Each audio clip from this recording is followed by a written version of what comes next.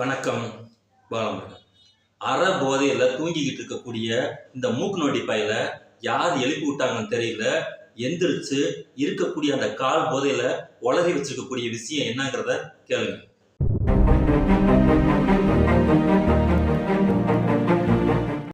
இப்படி பாருங்களேன், அண்ணன் இப்படி கேட்கிறேன். ஒரு காலையில சாப்பிட்டு கூட பள்ளிக்கூடம் வர முடியாத அளவுக்கு தான் வறுமையில என் பிள்ளைல வச்சிருக்கீங்களா?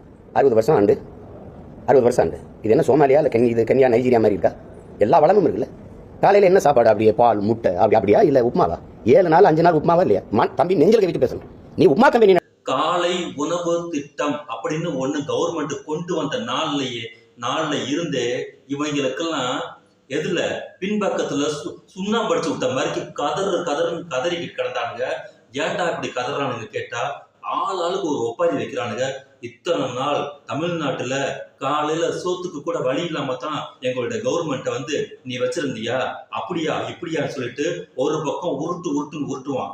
இன்னொரு பக்கம் காமராஜர் கொண்டுட்டு வந்த இந்த உணவு திட்டத்தின் மூலமாகத்தான் இந்த என் பிள்ளையெல்லாம் மிகப்பெரிய அளவுக்கு வளர்ந்து வந்துச்சுன்னு சொல்லுவான்.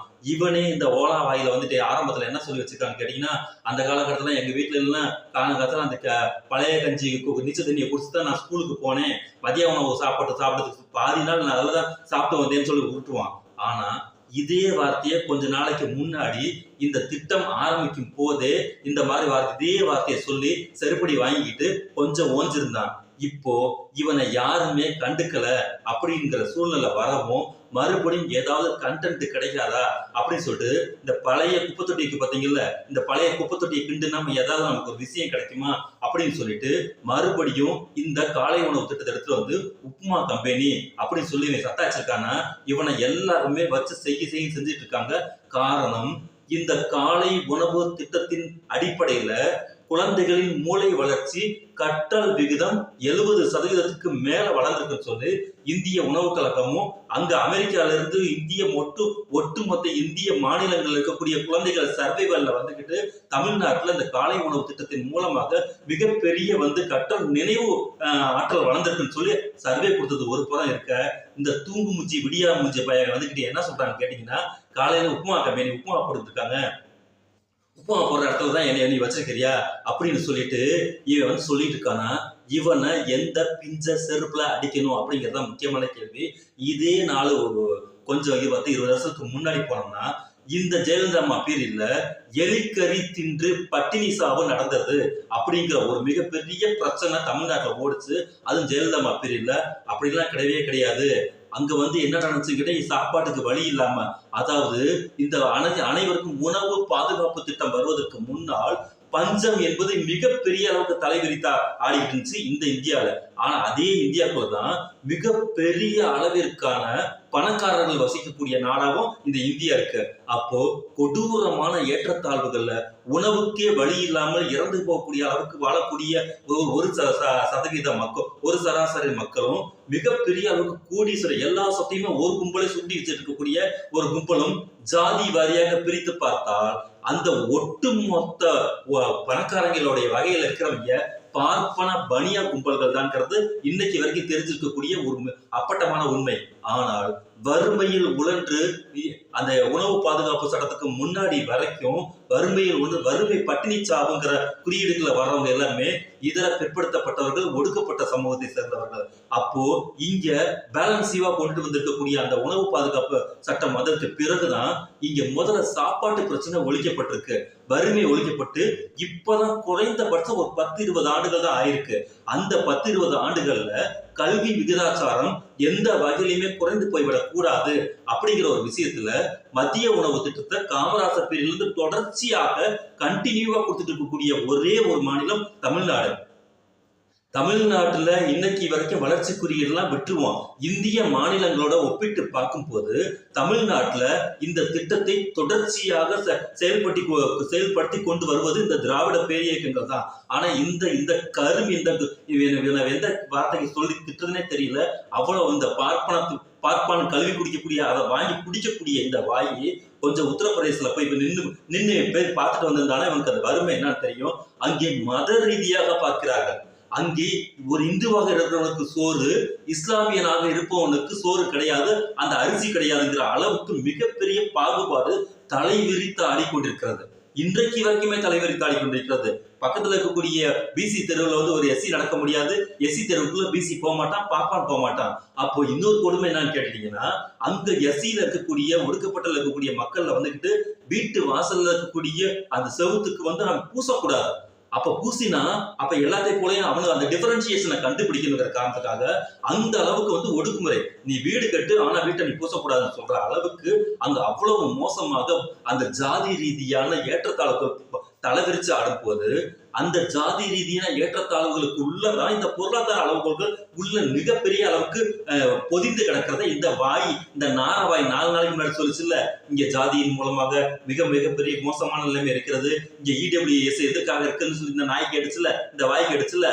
அப்போ இங்க இருக்கக்கூடிய குழந்தைகள், ஒட்டுமொத்த குழந்தைகளுடைய கல்வி விகிதாச்சார அளவு குறியீடு உயர வேண்டும் என்றால் அந்த குழந்தைகளுக்கு முதல்ல பசி இருக்கக்கூடாது.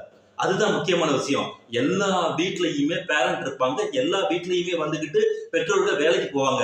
ஆனால் எல்லா வீட்டிலையுமே ஒரே ஒரு எல்லா மனநிலையிலுமே உங்களுக்கு பெற்றோர்கள் வந்து இருக்கிறாங்களா? அதுதான் ரொம்ப முக்கியமான விஷயம். ஒரு குடும்பத்துல ஒரு ஒரு ஒரு ஒரு குடும்ப தலைவன் குடிக்கக்கூடியவங்களா இருந்தா, ஒரு குடும்ப தலைவி பொறுப்பு இல்லாதவங்களா இருந்தா, ஒரு இவங்களுக்குள்ள வறுமை பயங்கரமா 4-5 பிள்ளை, நிறைய பிள்ளைகளை இது பண்ணிட்டு பொருளாதார அளவு வாழ்க்கை முறை தெரியாம இருந்தா அதற்கெல்லாம் யார் பொறுப்பேற்ப? இந்த குழந்தைங்க தான் பொறுப்பேற்பாங்களா? அப்போ யார் வேண்டுமானாலும் யாராக வேண்டுமானாலும் இருந்து கொள்ளுங்கள், குழந்தைகள் என்பவர்கள் அரசின் சொத்து அப்படிங்கிற ஒரு தத்துவத்தை தான் இந்த காலை உணவு திட்டம் வழங்கக்கூடிய அரிய தத்துவம். நீ சாப்பிட்டுட்டு வா, சாப்பிடாம வா, அதெல்லாம் அடுத்த விஷயம். நீ பட்டினியா வந்துட்டேன்னா உனக்கு இங்க சோறு இருக்கு. யாராவது வந்து நீ சாப்பிட்ட பிள்ளைய மடியில போட்டு வாய்க்கில் திணிச்சாங்களா? இப்படித்தான் அந்த கக்கூசு நிறைந்து வழிகிறதுன்னு சொல்லி தினமலர்னு ஒரு கருமாதி பத்திரிகை ஒருத்தர் இருக்கிறான். அந்த கண்டார ஊழி கருமாதி பத்திரிகைக்காரன் என்ன பண்ணா, செருப்பாலேயே அடி வாங்கினா எல்லாத்துக்கிட்டையுமே இந்த டாபிக் போட்டு. ஆனால் இங்கே பார்ப்பான் பேசக்கூடிய வார்த்தைகளை, RSS பேசக்கூடிய வார்த்தைகளை, பிஜேபி பேசக்கூடிய வார்த்தைகளை, சொம்படிப்பானுங்க பிஜேபிக்கு சொம்படிக்கக்கூடியவன் அடிக்கக்கூடிய வார்த்தைகளை, அவனே பேச பயப்படக்கூடிய வார்த்தைய இவன் கூசாம பேசுறானா, இவன் எப்பேற்பட்ட எச்சை பொறுக்கி அப்படிங்கறத நீங்க தெரிஞ்சுக்கணும். இப்போ இந்த நேரத்துல இந்த வார்த்தையை பேசுவதற்குரிய அவசியம் என்ன? இதுதான் முக்கியமான விஷயம். ஒரு வாரத்துக்கு முன்னாடி உருவாகி இருக்கக்கூடிய இந்த காலை உணவு திட்டம் கொடுத்திருக்கக்கூடிய மிகப்பெரிய என்ன சொல்றது, அட்வான்ஸா கொடுத்திருக்கக்கூடிய இந்தியாவுக்கு அட்வான்ஸ் மாடல் அப்படின்னு சொல்லி இருக்கக்கூடிய அந்த டாபிக்கை எடுத்துட்டு போய் மக்கள் முன்னாடி கொச்சைப்படுத்து அப்படிங்கிற அஜெண்டாவை அவன்கிட்ட கொடுக்கவும் இவன் எச்ச பொறுக்கி மாதிரி வந்து பேசுறாங்கன்னா, இந்த மாதிரி பேசுவதற்கு இவனை எலும்பு போட்டு வளர்த்து கொண்டு இவன் RSS எடுப்புடி என்ன சொல்றது, இன்னைக்கு இவனை சொல்றதுக்கே எனக்கு வெக்கமா இருக்கு. அந்த அளவுக்கு மோசமாக ஒருத்தர் தமிழ்நாட்டில் உழவி கொண்டிருக்கிறான் என்றால் இவன் வந்து மிகப்பெரிய கேடுகட்ட ஆபத்தானவன். ஆனால் இந்த செயல்களை யார் எதிர்க்கிறார்கள் அப்படிங்கிறத நீங்க நல்லா பார்க்கணும். இந்த செயல்களை தமிழ்நாட்டில் இருக்கக்கூடிய யாருமே இருக்கல. இதுல குறிப்பா என்ன கேட்டீங்க, அதிமுகவே இருக்கல. முக்கியமான விஷயம், இங்க இருக்கக்கூடிய அனைத்து கட்சிகளும் குழந்தைகளுக்கு சோறு போடுவதை யாராவது எதிர்ப்பாங்களா? ஆனால் பார்ப்பான் மட்டுமே எதிர்ப்பான். பார்ப்பானுடைய தத்துவம் தான் மட்டுமே பிழைக்கணும், நான் மட்டுமே வாழணும். அந்த அளவுக்கு இருக்கும் போது இவனுடைய தத்துவம் ஊர் ஊரா, வீடு விட, தெருவா, நாடு நாடா பிச்சை எடுக்கக்கூடிய ஒரு பிச்சைக்கார பையமே. அதற்கு பேர் வச்சிருக்கான் திரள்நிதின்னு சொல்லிட்டு. இந்த பிச்சை எடுத்து வாழக்கூடிய ஒரு ஈத்த ஜென்மம் தான் பிள்ளைய போய் இங்கிலீஷ் படிக்க வச்சுக்கோம். ஆனா அடுத்தவனை போய் வந்து படிக்காதன்னு சொல்லும். ஊர்ல இருக்கக்கூடிய எல்லா பிள்ளைலாம் ஆடு மாடுமேன்னு சொல்லும், தான் பிள்ளைய இங்கிலீஷ் படிக்க வைக்கும். அப்போ இவன் பேசியிருக்கக்கூடிய பேச்சுக்கும் இவன் வாழக்கூடிய வாழ்க்கைக்கும் ஏதாவது ஒரு பொருத்தம் இருக்கிறதா?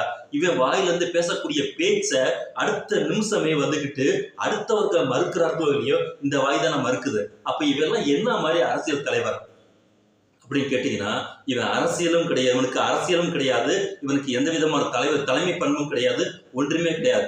இவனுடைய வேலை உள்ளே இருக்கக்கூடிய மிகப்பெரிய தத்துவங்கள் மீது வெடி வைப்பது மட்டும்தான். அதாவது RSS நேரடியாக செய்ய துணிய முடியாத விஷயங்களை இங்கே தமிழ் போர்வையில், தேசிய போர்வையில், இங்க இருக்கக்கூடிய மொழி போர்வையில உள்ள போது சிதைப்பது மட்டும்தான் இவனுடைய வேலை.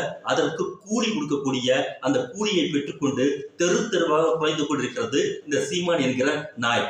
ஆரம்பிக்கலாம்.